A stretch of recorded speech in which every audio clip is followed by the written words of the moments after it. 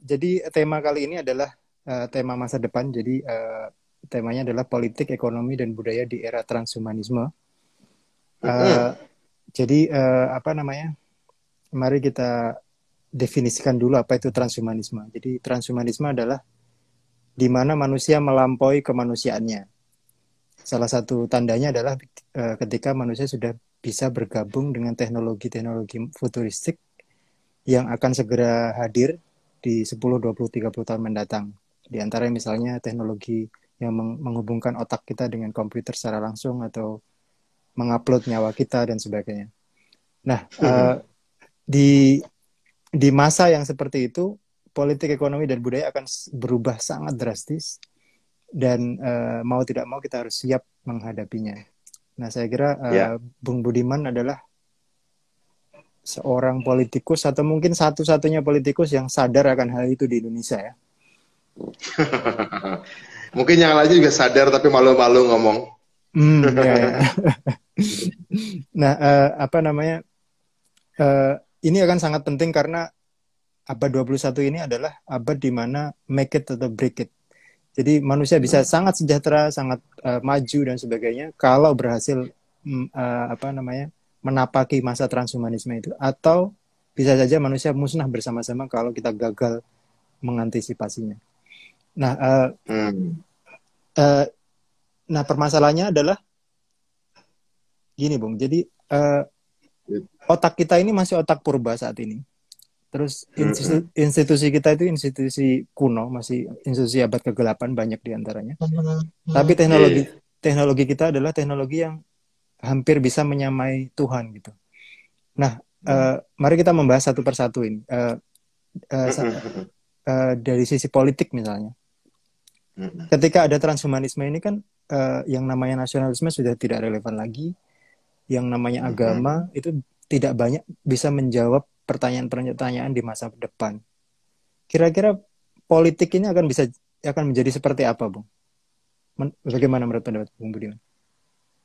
Pertama-tama saya mau katakan bahwa apa yang kita sebut sebagai nasionalisme yang kita ucapkan hari ini, Mhm, misalnya saya, I consider myself as a progressive nationalist. Oke? Okay? mhm, Nasionalis artinya, dan ini dikatakan oleh Bung Karno berkali-kali, my nationalism is humanity.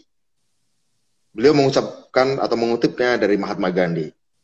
Even seorang Bung Karno, seorang yang kita kenal sebagai seorang nasionalis, yang ajaran-ajarannya juga menstimulus saya sejak kecil begitu ya, suka dengerin pidato-pidatonya, dan suka membaca buku-bukunya, terutama pada waktu SMP, beliau sering mengucapkan my nationalism is humanity.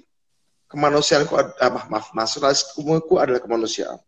Sehingga ketika dikatakan bahwa Budiman Sujatmiko seorang nasionalis, artinya saya berbicara kemanusiaan, agenda-agenda kemanusiaan dalam konteks tahapan-tahapan kesadaran manusia yang tinggal di Nusantara.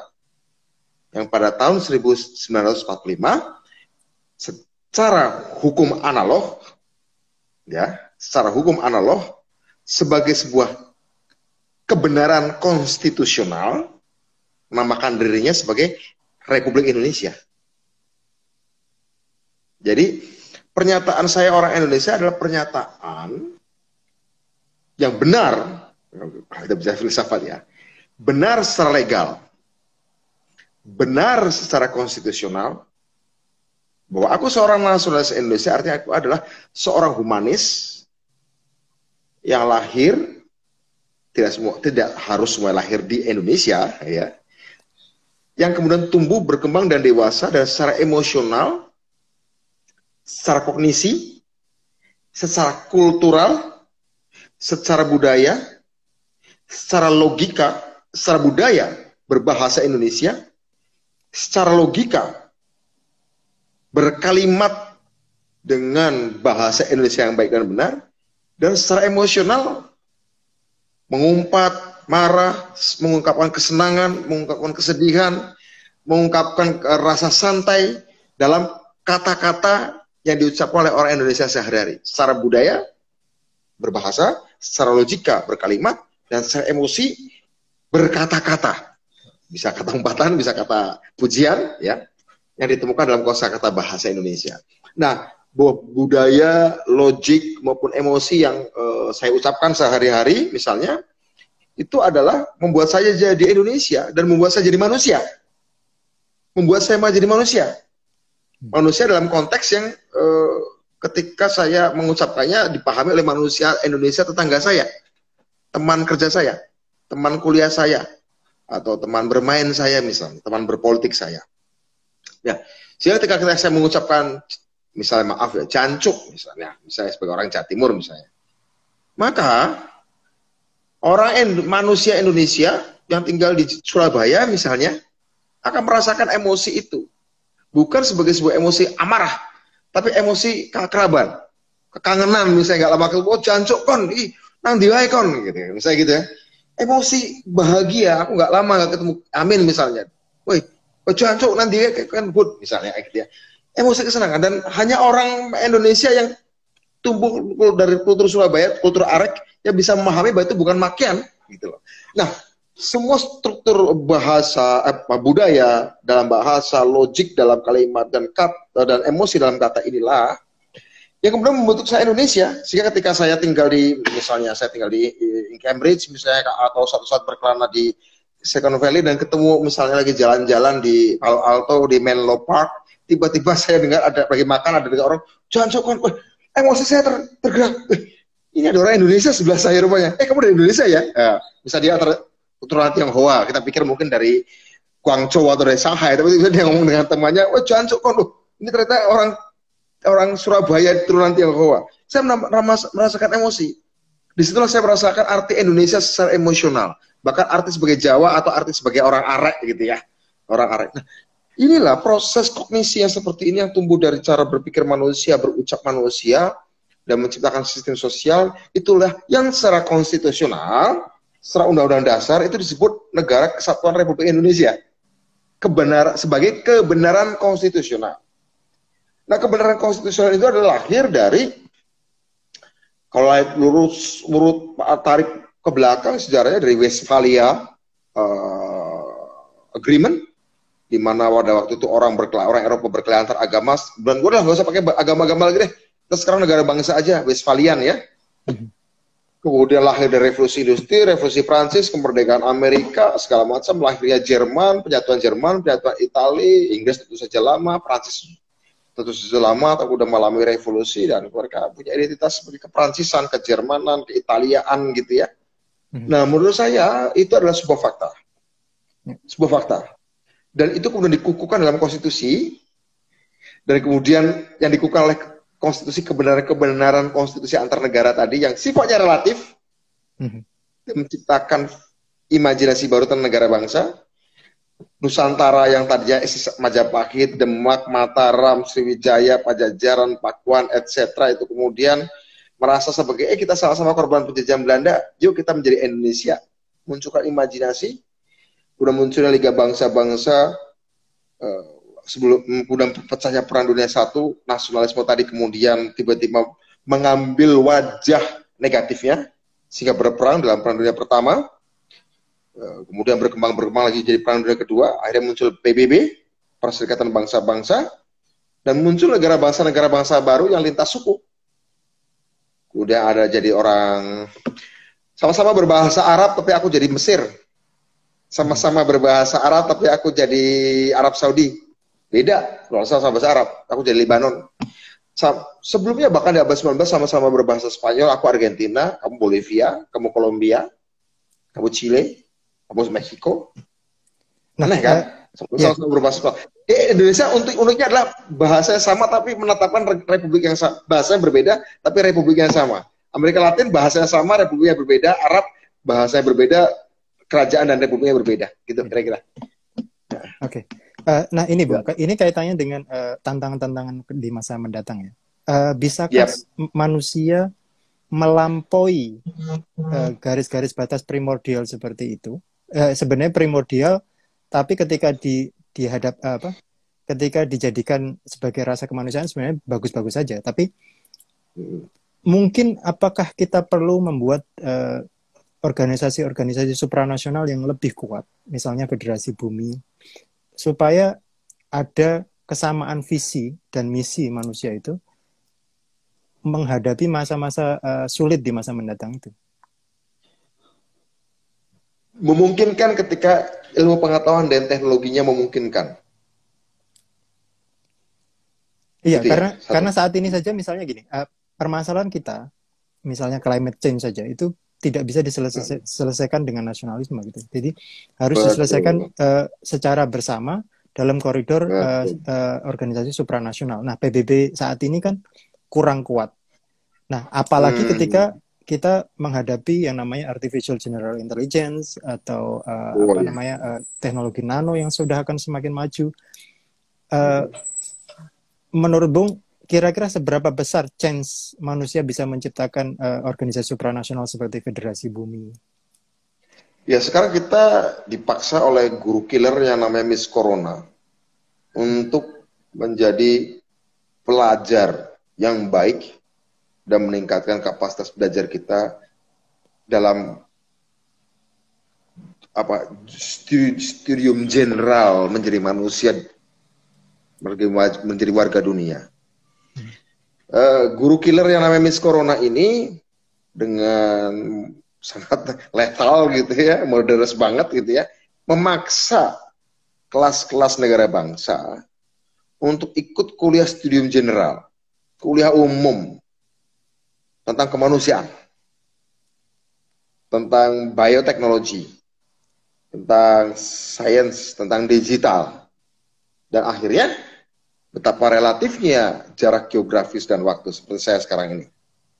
Saya barusan dari seminar di Surabaya, sekarang sudah seminar dengan San Francisco. Besok saya akan seminar dari Amsterdam. Tanpa saya harus daftar ke kedutaan Amerika Serikat, visa, tanpa saya harus membayar ke kedutaan Belanda untuk dapat visa Schengen. Saya dalam waktu 48 jam bisa seminar dengan orang Surabaya, besok sehari dengan San Francisco, besok malam dengan Cilacap, kampung halaman saya, dan sejam setelahnya dengan Amsterdam. Tanpa saya harus beranjak dari rumah saya yang terbatas ini, ya. Ya, jadi artinya apa teman-teman? Artinya apa, Amin? Artinya bahwa menjadi manusia, menjadi kosmopolitan, menjadi global citizens itu murah secara ekonomi, murah secara psikologi, murah secara sosial. Kenapa? Dimungkinkan dan difasilitasi oleh teknologi. Dan tidak ada bentrok, tidak ada keresahan secara psikologis pada diri saya dalam 48 jam berbicara dengan orang Surabaya untuk peringatan 27 Juli. Saya harus men-switch jiwa saya sebagai orang PDI Perjuangan karena kita mau bicara 27 Juli. Kemudian akan bicara dengan Cilacap, akan bicara tentang sebagai sama orang Cilacap, ya. Kemudian berbicara sebagai sama orang PDI Perjuangan yang di luar negeri dengan PDI Belanda, PDI Eropa misalnya, dan dengan kamu sebagai orang inovator misalnya kayak gitu ya. Saya switch itu dan saya tidak merasakan ada satu guncangan secara spiritual, kultural, enak aja, tinggal klik, tinggal gerakan button, gerakan jempol saya dan itu terjadi. Dan itu hanya dimungkinkan perubahan-perubahan status saya sebagai orang Cilacap, sebagai orang PDI Perjuangan, sebagai orang inovator tanpa goncangan jiwa dalam diri saya karena teknologi memungkinkan itu. Artinya begini, jika teknologi webinar, Zoom, atau IG Live seperti ini belum ditemukan, katakan terjadi 50 tahun yang lalu, betapa beratnya dalam 48 jam untuk menjadi orang PDI Perjuangan, untuk menjadi orang Cilacap, untuk menjadi orang inovator dalam waktu 48 jam. Costly. Makan ongkos. Consuming energy consuming, menyita energi, menyita waktu. Tapi dengan itu, dengan teknologi tidak. Apa yang membuat orang tidak bisa berubah adalah karena ketika dia menyita uang, menyita waktu, menyita energi. Nah, ketika menyita uang tidak lagi menghalangi kita untuk berubah peran, ketika waktu tidak lagi menghalangi kita untuk mengubah peran, dan energi tidak lagi menyita kita untuk mengubah peran dalam waktu 48 jam, maka anything is possible tanpa harus ada goncangan batin.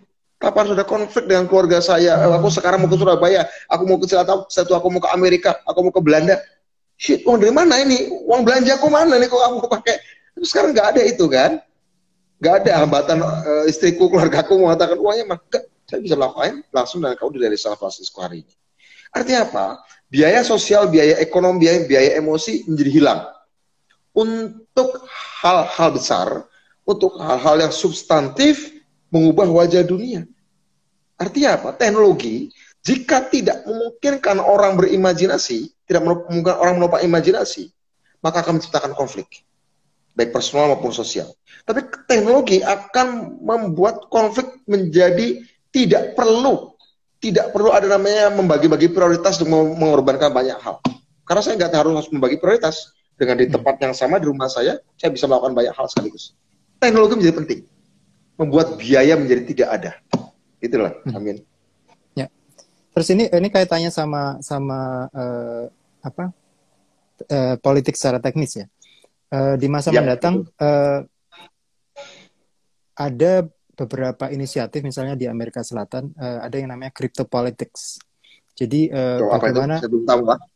Ya, jadi bagaimana misalnya teknologi kriptografi itu dimasukkan ke dalam politik sehingga politik itu menjadi lebih murah, lebih efisien, dan lebih efektif. Nah, tell me more about it ya, nanti di WA ya. Oke. Ya. Nah, ini mungkin ya bisa diterapkan di banyak negara sehingga sejenis AI enhanced democracy ini akan mempermudah dan memperbagus kualitas demokrasi kita, karena sejauh ini ya, ketika kita dihadapkan pada calamity seperti COVID atau revolusi industri keempat ini, kita banyak yang bingung, panik, dan akhirnya resort kepada demagogi dan orang-orang yang populis gitu. Oke, ini itu secara politik. Mari kita lanjut ke bahasan ekonomi yang kalau Karl Marx bilang ini suprastrukturnya semua hal ini. Infrastruktur semua hal. Ya, infrastruktur. Ya. Nah, dalam bidang ekonomi ini juga akan sangat banyak sekali perubahan di masa mendatang. Salah satu di antaranya adalah robot dan AI ini akan banyak menggantikan pekerjaan manusia. Nah, ini salah satu yang diharapkan akan mampu menjembatani orang-orang yang tidak punya pekerjaan di masa mendatang adalah ada yang namanya universal basic income, atau kalau Noah Harari itu mengadvokasi namanya universal basic service. Kalau universal basic income itu manusia kerja nggak kerja dikasih uang dari government. Kalau universal basic service itu jadi manusia dikasih makan, dikasih perumahan, dikasih asuransi dan sebagainya. Nah, ini menurut Bung, kalau di konteks Indonesia apakah memungkinkan gitu? Jadi misalnya dana-dana desa itu kemudian ditransfer ke universal basic service atau universal basic income. Silakan. Saya bahkan mengusulkan alternatif ketiga, Bung Amin. Bagaimana itu? Ada universal basic income dan universal basic service. Namanya universal basic assets. Oke. Universal basic asset itu sebenarnya melampaui, tapi mungkin itu agak tadi saya pikir jangka panjang, tapi mungkin akan menjadi kebutuhan dalam 10 tahun ke depan, beyond 10 tahun ke depan ya. Universal basic income itu hanya bagian kecil dari universal basic asset. Dan kenapa tidak juga ke universal basic service? Karena kalau universal basic service dari penjelasan kamu kan manusia, warga negara menjadi penerima saja, ya. Kalau universal basic asset enggak segera jadi penerima, tapi jadi co-pemilik, menjadi pemilik bersama atas ruang. Ini aset-aset universal manusia loh, aset-aset universal manusia yang untuk membuat eksistensinya dari zaman manusia gua sampai hari ini. Ruang, sumber daya alam, dana, disinilah universal basic income, data, knowledge, community, and power. Ruang, sumber daya alam, dana, data, ilmu pengetahuan atau pengetahuan, komunitas. Komunitas itu adalah aset universal manusia loh. Udah nggak ada yang komunitas, saya bisa dapat pertolongan misalnya gitu ya. Dan power, kekuasaan itu juga universal. Itu adalah universal, itu adalah basic aset orang loh, kekuasaan. Tanpa kekuasaan kita akan anarki ya. Akan kacau lah ya. Nah, jadi itu universal, itu adalah basic assets. Idealnya ini semua menjadi universalized, universalkan gitu ya, agar setiap orang punya aset atas datanya, atas uangnya, atas ilmu pengetahuannya, atas sumber daya alamnya, atas komunitasnya. Dalam masyarakatnya egaliter, tentu saja tatanan masyarakatnya egaliter, dan dalam kekuasaannya agar lebih partisipatif kuasanya, tidak lagi otokratis gitu ya. Tapi oke lah, kita yang paling mudah dicapai adalah UBI, Universal Basic Income, atau pendapatan asasi universal. Kenapa pendapatan asasi universal? Tadi Amin bicara soal kerja atau pekerjaan. Pertama-tama sebelum orang bisa menerima pendapatan asasi universal, orang harus meredefinisi apa itu kerja. Seorang dari Ngawi kerja di pabrik mobil misalnya, dan pabriknya menghasilkan seminggu sekali. Pertanyaannya, apakah benar dia punya kebutuhan untuk seminggu sekali punya mobil untuk dirinya? Kan enggak. Seorang dari Banyumas kerja di sebuah pabrik sepatu, menghasilkan 100 pasang sepatu seminggu. Pertanyaannya, energi, waktu yang dihabiskan dari jam 8 pagi sampai jam 4 sore untuk memproduksi 100 pasang sepatu per minggunya. Apakah benar itu kebutuhan dia untuk punya 100 pasang sepatu baru tiap minggu? Tidak. Kerja selama ini artinya diartikan orang mengerjakan sesuatu, membuang waktu dan energinya, bukan untuk menghasilkan sesuatu yang dia butuhkan. Dia cuma butuh digaji, dia butuh uang, dia butuh money, butuh income, butuh pendapatan. Bukan karena butuh punya sepatu baru tiap minggu, 100 pasang lagi, atau mobil baru. Enggak, dia nggak butuh itu. Mobil satu mungkin oke lah, setahun sekali mungkin ganti boleh lah, tapi seminggu lagi nggak mungkin. Sehingga orang bekerja selama ini adalah dalam rangka untuk, kalau Mas bilang, si buruh teralienasi dari produknya. Teralienasi dari hasil kerjaannya. Dia terasing. Aku asing dengan mobil yang aku hasilkan tiap minggu itu. Aku asing deh 100 pasang sepatu. Dia tidak mau, dia bukan kebutuhanku. Aku pasang sepatu aja mungkin setahun sekali. Kalau saya 2 tahun sekali saya ganti sepatu. Saya ingin mengatakan bahwa kita harus redefinisi konsep kerja. Jangan kerja yang mengasingkan seorang produsen dari hasil produknya. Kedua, satu dari hasil produknya. Seorang buruh juga terasing dari proses produksinya. Dari keuntungan yang dihasilkannya dia akan mendapatkan apa yang dia kerjakan dengan 100 pasang sepatu. Mungkin gajinya nggak sampai 100 pasang sepatu per bulan. Padahal per minggu 100 pasang sepatu. Berarti 1 bulan 400 pasang sepatu. Jangan-jangan gajinya di luar itu atau di bawah itu. Jadi, dari proses produksinya juga, dari hasil produksinya dia teralienasi, asing. Lihat sepatu yang tiap hari, tiap minggu dia hasilkan 100, dengan keuntungan yang didapat itu dia terasing. Nah, jangan-jangan yang kita butuhkan adalah mengubah konsep dari kerja menjadi cipta. Konsep di era transhumanisme adalah, kalau kita sepakat bahwa ini adalah melampaui kapasitas fisik dan biologi manusia, kemanusiaan yang melampaui kapasitas fisik dan biologi manusia, kan begitu. Transhumanisme adalah pengertian saya. Kalau memang itu, konsep memproduksi barang, yaitu mengubah bentuk, mengubah tempat, dan mengubah waktu, itu kan sebenarnya manufacturing kan sebenarnya 3 aja prinsipnya. Dari pisang ke sale pisang, mengubah bentuk.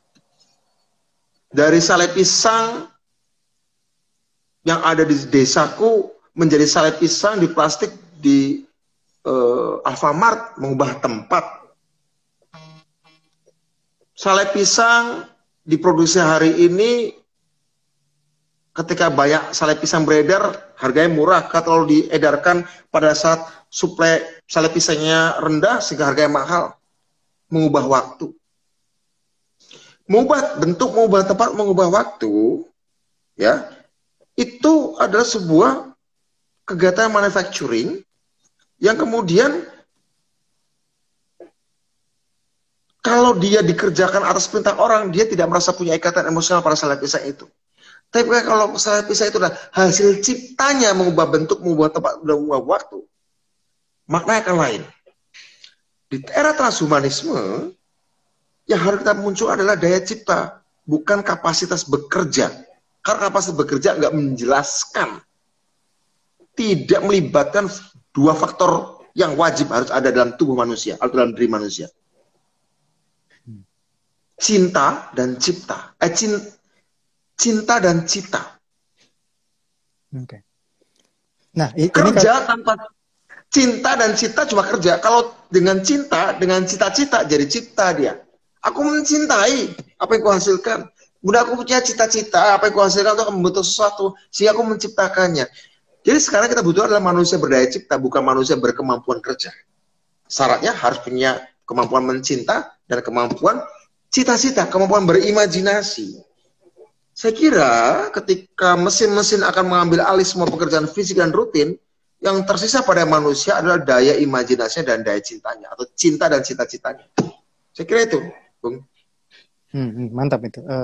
Saya kira itu aku setuju bahwa di masa mendatang yang namanya bermain, berfantasi itu akan sulit dipisahkan dengan kerja, karena itu merupakan bagian yang umum.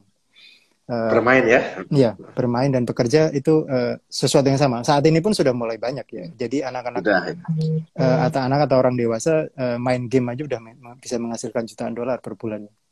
Ya, apalagi betul. Terus kembali ke bawah lagi nih, Bung.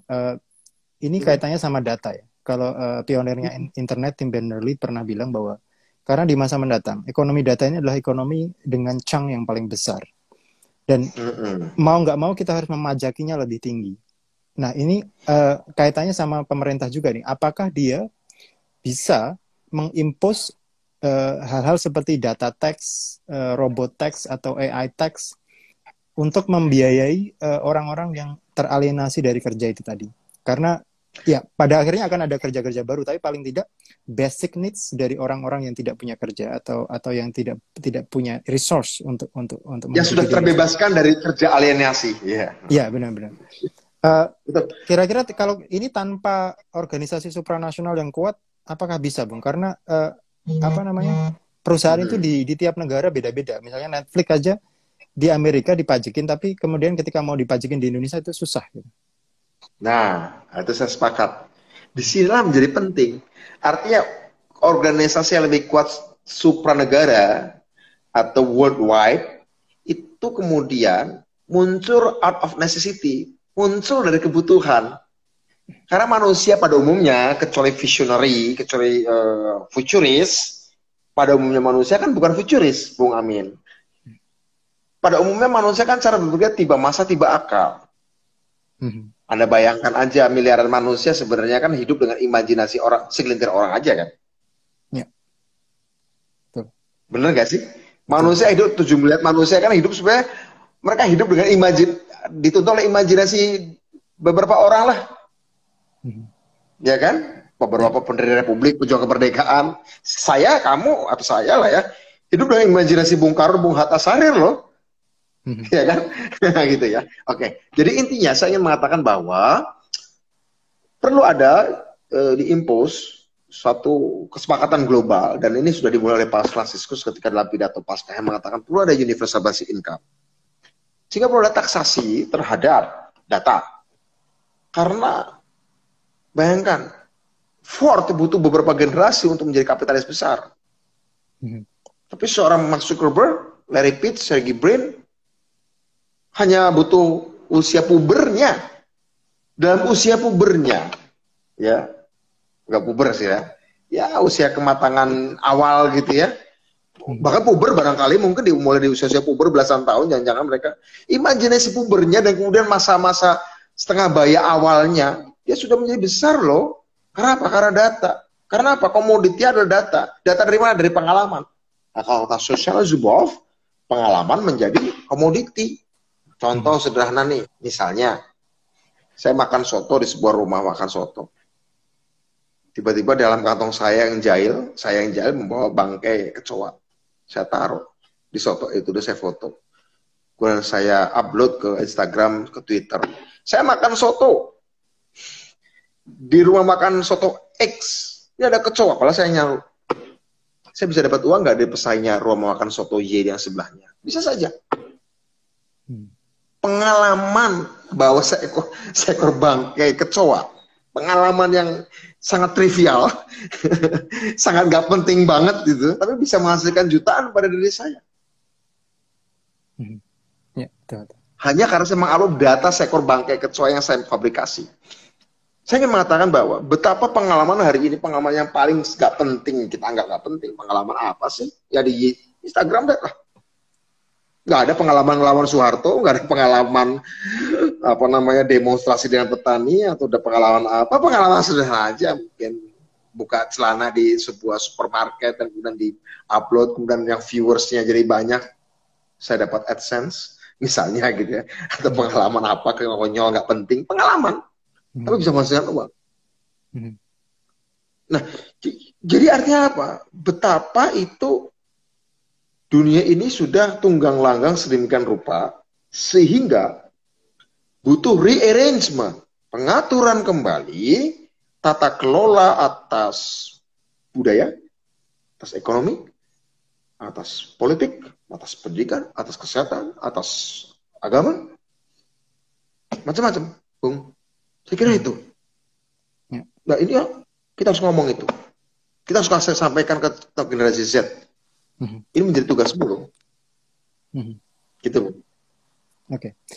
Oke, terus tadi secara ekonomi ya. Mari kita lanjut ke secara budaya. Jadi kalau di San Francisco itu ada perusahaan namanya Second Life. Second Life itu Second Life, oke.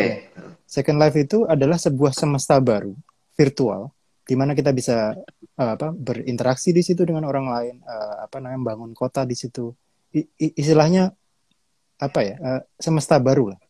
Nah, ini ketika disambungkan dengan brain computer interface yang dilakukan oleh Neuralink dan beberapa organisasi lain, dan kemudian langsung masuk ke otak, itu pengalaman di semesta baru itu akan hampir sama persis dengan pengalaman di dunia kita sekarang. Di physical universe. Nah, kalau di film itu ada namanya Ready Player One yang dibikin oleh Steven Spielberg beberapa tahun yang lalu. Nah, itulah salah satu masa depan kita. Nah, di situ konsep budaya akan menjadi semakin blur, semakin ambigu karena akan ada budaya-budaya baru, akan ada semesta baru yang kita ciptakan, dan kemudian manusia juga mulai blur antara physical sama virtual gitu. Ini belum berkaitan dengan AI yang sudah sangat bagus saat ini untuk bisa membuat musik, dari musik klasik sampai musik techno. Jadi di masa mendatang budaya ini akan menjadi bahkan cerpen sudah bisa ya, bahkan cerpen ya. Lama-lama skenario film tuh.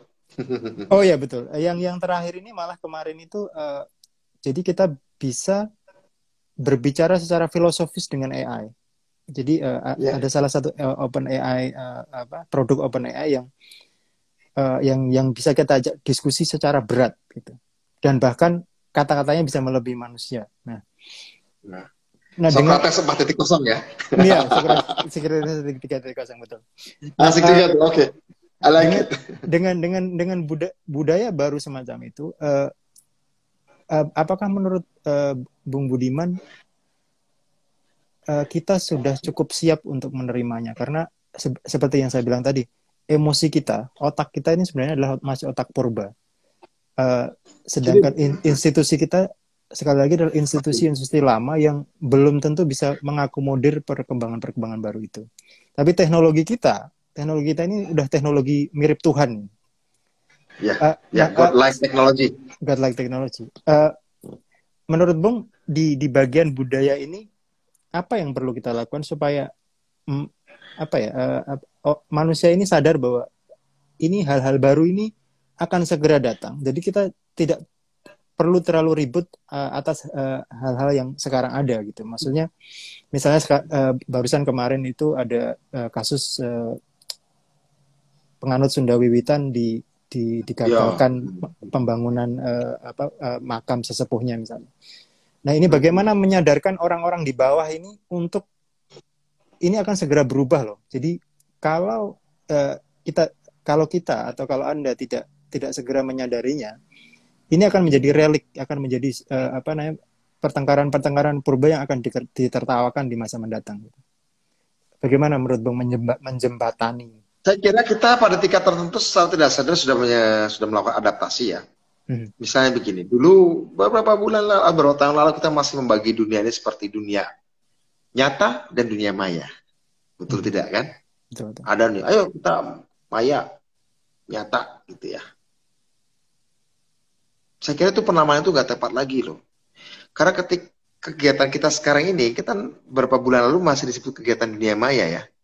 Betul. Padahal hari ini saya ngomong dengan kamu webinar Zoom, pesan apa lewat GoFood, lewat GrabFood, macam-macam. Itu bukan dunia maya lagi. Itu sudah bagian dari kenyataan kita loh. Ya. Bertukar informasi, diskusi, pesan makanan, pesan apa, itu sudah bagian dari kenyataan. Dia bukan lagi dunia maya, dia sudah menjadi dunia nyata. Jadi blur juga pembagian maya dan nyata. Jadi bahkan tanpa harus ada AI yang canggih, tanpa harus ada artificial general intelligence even, ya nggak ada, belum ada super artificial super intelligence, apalagi artificial general intelligence ya. AI sederhana yang sangat spesifik untuk pesan makanan gitu ya. Bahkan itu sudah kita blur antara nyata dan maya. Kita sudah ada lagi. Kenyataan kita, saya ngomong dengan kamu dengan orang dari mana-mana lewat maya, teknologi maya ini. Teknologi maya sudah menjadi dunia nyata. Dia senyata pacul, ya. Dia senyata piring. Dia senyata baju yang saya pakai. Ya. Tapi bedanya baju saya tidak bisa berpikir. Atau belum lah ya. Mungkin nanti suatu saat ada baju yang ketika saya pakai, teknologinya bisa warna bajunya atau motifnya ada motif kayak baju, mungkin ada baju emoticon, dengan emoticon ketika saya sedih, emoticon motif baju saya sedih, mungkin kalau saya gembira tiba-tiba emoticon di baju saya ketawa, why not? Saya kira itu bukan sebuah teknologi yang sangat susah kan, mestinya kan? Bukan susah lagi, itu mudah, itu technologically bisa dilakukan. Jadi artinya itu sudah dilakukan, artinya kita sudah bersiap. Sebenarnya peradaban manusia dari dulu itu seperti seekor katak yang dimasukkan dalam panci yang dihangatkan secara pelan-pelan. Sebenarnya manusia mulai apa sih? Mulai dari kenal negara, kenal agama, kenal kerajaan, kenal suku, kenal republik, kenal demokrasi, kenal kapitalisme. Sebenarnya kan, ya tentu ada kontra, ada konflik. Tapi sebenarnya orang get used to it, kira-kira gitu ya. Oh iya ya. Nggak kerasa, tiba-tiba jadi kata rebus saja lah, kira-kira gitu. Kalau kita pakai contoh ekstrim ya. Jadi memang ada manusia yang bisa menyiapkan secara kognitif dari pengetahuannya.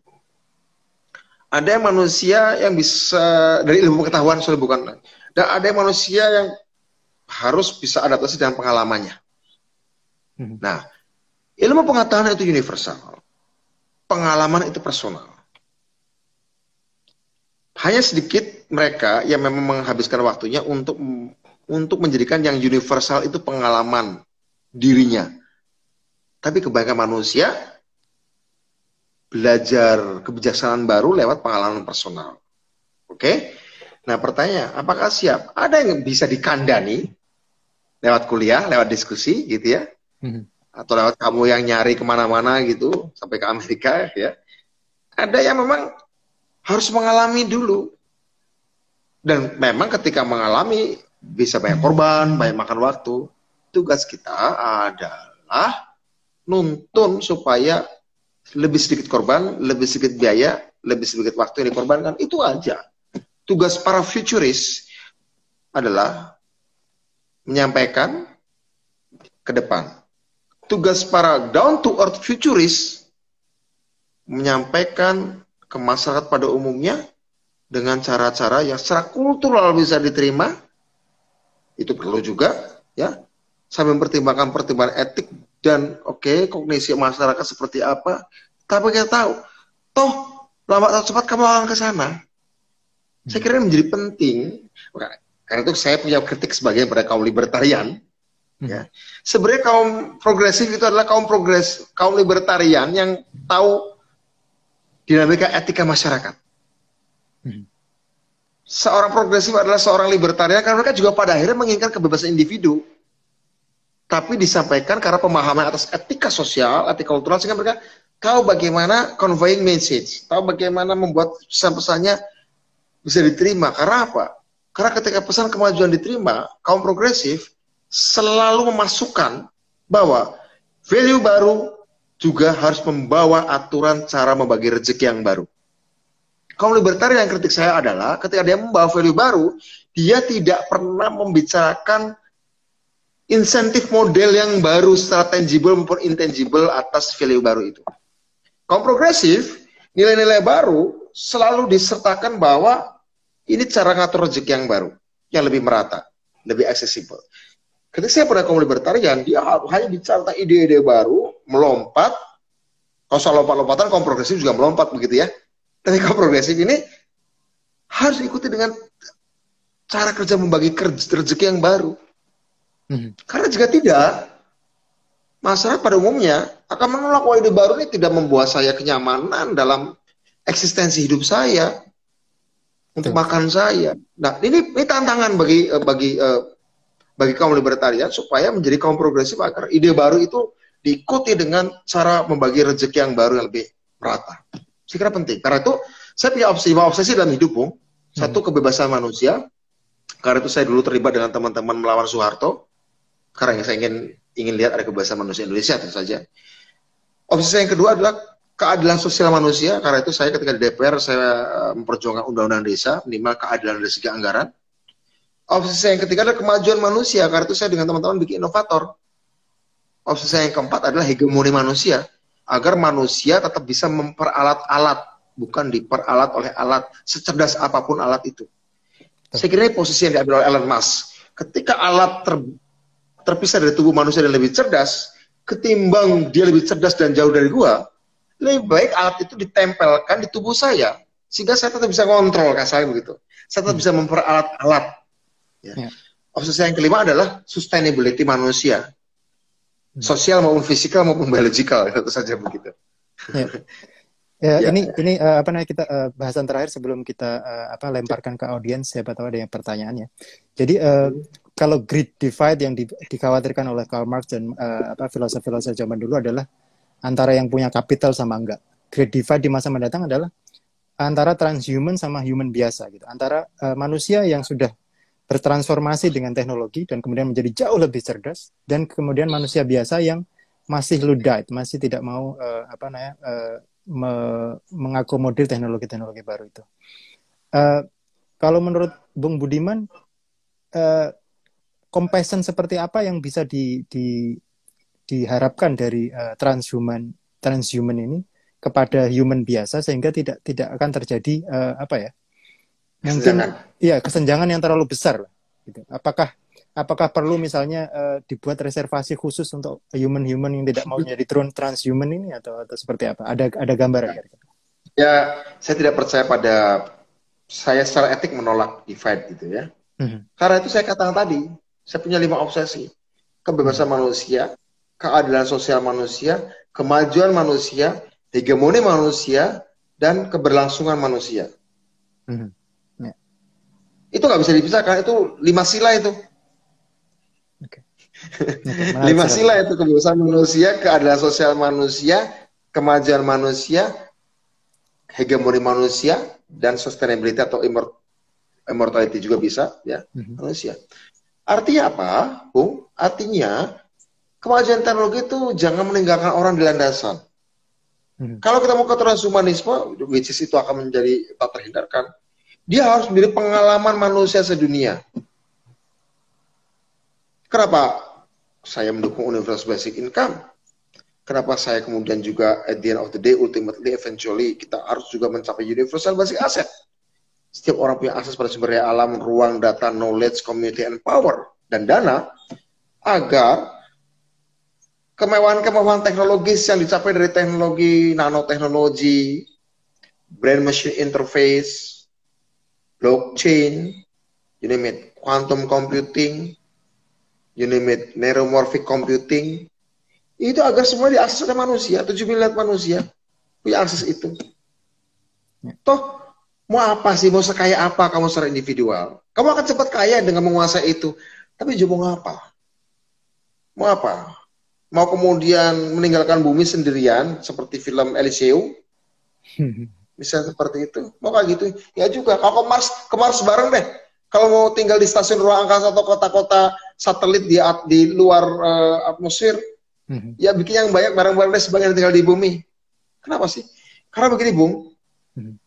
Yang harus dipahami adalah dalam teknologi revolusi 4.0 itu harus teknologi yang mengoptimalisasi 3 dimensi ruang dan 1 dimensi waktu. Ya. Basisnya 3. Rekayasa atomik, rekayasa genetik, dan rekayasa digital. Rekayasa atomik menghasilkan nanoteknologi, rekayasa genetik menghasilkan CRISPR, rekayasa digital menghasilkan kuantum ujungnya. Oke? Dan dengan rekayasa 3 rekayasa itu kan kita akan menghadapi era keberlimpahan. Dari suatu benda kecil dia bisa menjadi benda apapun. Jadi semacam alkemis lah kira-kira itu. Dari benda kecil ya kita tahu adanya Meat Lab, laboratorium daging di Israel. Dari stem sel daging sapi bisa menghasilkan berkilo-kilo daging sapi tanpa harus menyembelih seekor sapi pun. Di Rusia juga begitu ya. Saya kira di Amerika mungkin kamu bisa banyak cerita. Ya, dari stem sel kecil seekor daging sapi dia bisa menjadi berkilo-kilo bahan makanan yang rasanya, seratnya, kekenyalannya, aromanya seperti kamu menyembelih 1000 ekor sapi, padahal kamu ambil dari stem sel seekor sapi saja. Dan kamu bisa memberi makan seluruh orang. Dalam kisah Alkitab, Yesus memberi makan 5.000 orang dengan roti dan ikan dengan jumlah sedikit. Ini bisa memberi makan 1.000 miliaran bisa, manusia. Secara teknologis bisa. Di Israel juga sama-sama di Israel, Bung. Sama-sama di Kanaan gitu ya kejadiannya. Dulu teologis, sekarang teknologis gitu loh. Ya kan kira-kira gitu. Dulu teologis, sekarang teknologis. Oke, Bung. Ini jadi pembahasannya bahwa itu bisa, Bung. Itu bisa ya. Jadi buku menurut saya keberlimpahan itu harus membagi. Maka inovator lambangnya kali dan bagi. Mengalih pengetahuan, mengalih kesejahteraan, dan segera membagi pengetahuan dan membagi kesejahteraan. Gitu, saya kira. Betul. Ini akan sangat menarik sekali yang Bung bilang tadi tentang manifesto 5 tadi. Jadi mungkin perlu dikonkretkan itu agar menjadi salah satu. Sekarang saya lagi tahap ketiga nih, kemajuan Indonesia dengan bikin inovator. Yang 1-2 udah, Soeharto udah jatuh, Undang-Undang Indonesia sudah ada. Sekarang inovator. Nanti kita 4 ke 5 mungkin anak saya yang bisa lakukan. Tapi Bung bisa juga kan bisa, mungkin 10-20 tahun lagi bisa hidup selamanya. Maksudnya kematian adalah pilihan. Bonus. Iya. Dulu saya gini, sampai 5 tahun lalu saya punya bukan ketakutan. Ada satu kebenaran yang pahit, bahwa kebersamaan itu fana, keberpisahan itu abadi. Ketika saya melayat seorang teman yang meninggal, saya selalu mengatakan pesannya, memang kebersamaan itu fana, keberpisahan itu abadi. Tapi nampaknya teknologi akan membalik semua itu. 180 derajat. Oke, let's celebrate and let's embrace. Saya kira itu. Makasih. Mantap. Oke, pembicaraan yang sangat menarik. Ada kemungkinan akan dilanjutkan di masa mendatang karena ada banyak hal-hal sangat menarik yang bisa dibicarakan dengan Bung Budiman. Mari kita membuka beberapa pertanyaan. Bagi teman-teman yang ada pertanyaan, silakan. Ini mungkin agak lamaan dikit ya. Siap. Menunggu pertanyaan. Kawan-kawan nanti ini IG Live akan dimasukkan ke IGTV dan kemudian setelah diedit akan dimasukkan ke YouTube dan kemudian akan dimasukkan di podcast di Spotify atau Apple Podcast dan sebagainya. Kalau di YouTube nanti dikirim ke saya ya. Terus ini adalah bagian dari diskusi suara masa depan. Jadi akan ada banyak keren namanya. Podcast yang akan membicarakan masa depan yang lebih menarik, yang lebih bagus, agar kita tidak terlalu tidak terlalu terpaku pada politik kekinian yang semakin lama semakin banal, yang hanya berbicara masalah cebong sama kampret misalnya. Akan ada banyak menjadi visioner nggak cukup, harus menjadi futuris sekarang. Iya betul. Rupanya belum ada pertanyaan.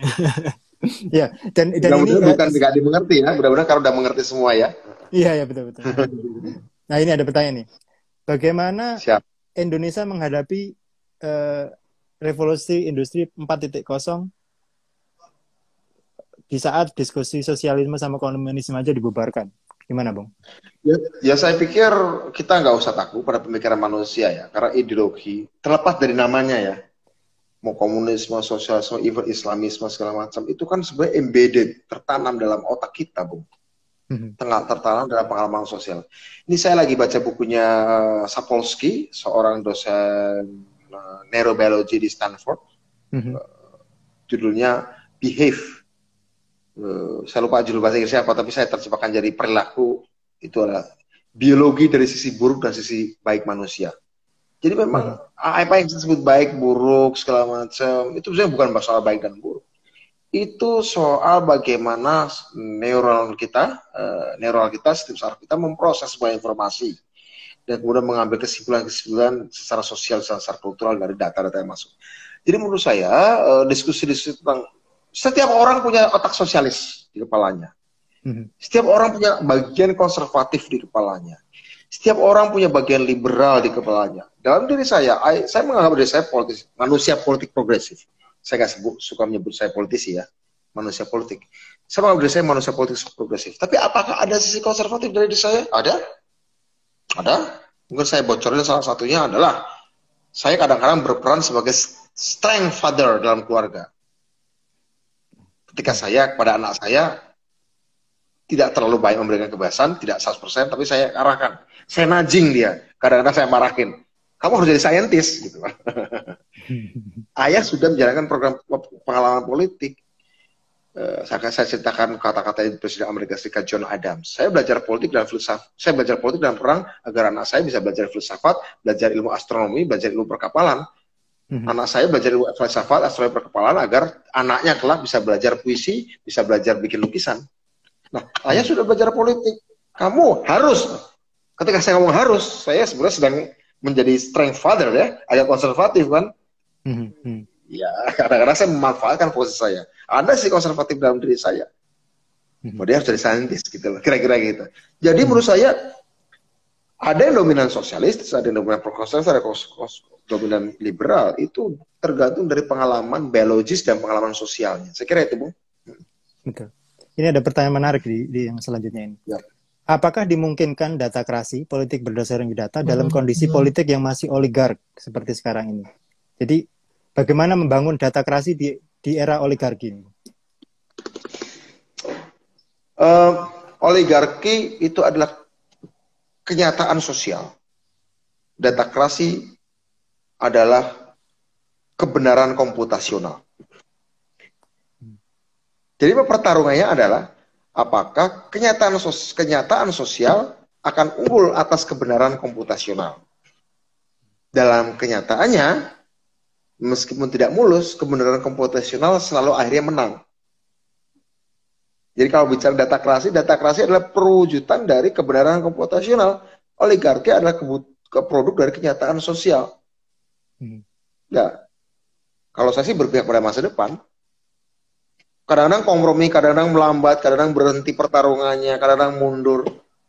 Tetapi begini, oligarki itu kan lahir terutama oligark ya.